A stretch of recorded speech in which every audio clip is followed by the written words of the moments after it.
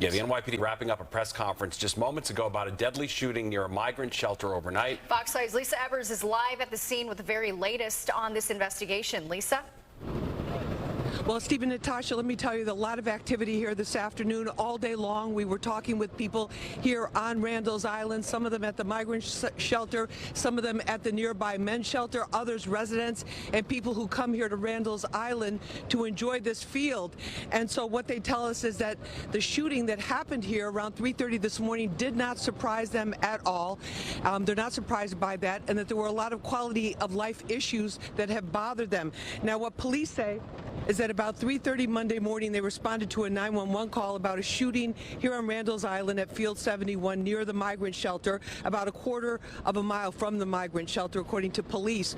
First responders found a 44-year-old woman shot in the face and neck. She was pronounced dead at Harlem Hospital. A 32-year-old man was shot in his throat, and a 31-year-old woman was shot in her back, but they're in stable condition at Harlem Hospital. The shootings are leaving many here worried.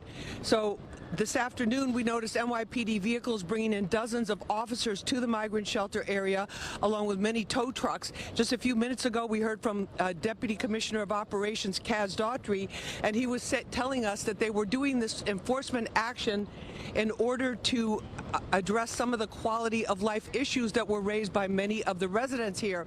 And some of those quality of life issues that we heard about all during the day today was that people were out all hours of the night in the park. They were drinking, they were smoking, they were partying, and in fact, that shooting that happened around 3:30, police say there had been a group of about 50 people who were watching the coverage of the Venezuelan presidential election, and that is what started this and set this all off. Now, let me let you hear what Deputy Commissioner for Operations Kaz Daughtry had to say about this enforcement action that they took here this afternoon. Here's what Kaz Daughtry had to say.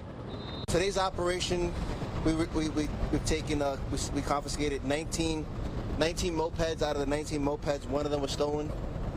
One dirt bike, one motorcycle which was stolen, and a total of 15 vehicles that were unregistered from this particular area.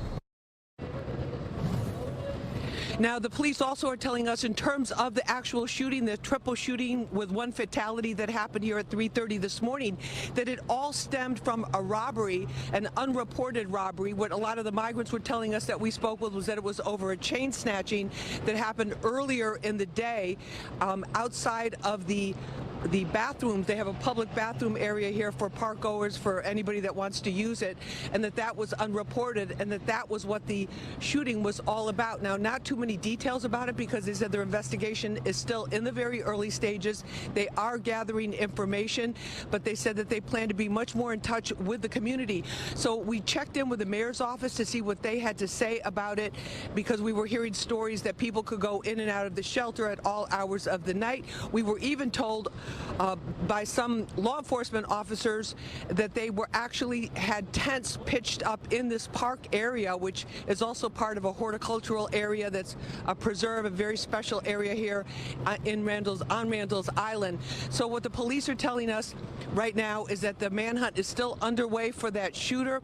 They're asking anyone with information to call 1-800-577-TIPS. The mayor's office, the mayor's spokesperson, tells us that the shelter has metal detectors and that there is a curfew from 11 p.m. to 6 a.m., but pretty much everybody that we spoke to today said it didn't seem to be that way, and whatever rules might be on the books don't seem to be enforced. But police were out here today with a show of force, recovering those vehicles, some of them stolen, and trying to, many of them unregistered, and trying to give that as a sign to the community, saying that this will just be the beginning of them addressing the quality of life issues that they have seen and received so many complaints about. So we'll be following that closely for you here on the Fox 5 News. We're live on Randall's Island. I'm Lisa Evers, Fox 5 News. Steve and Natasha, back to you.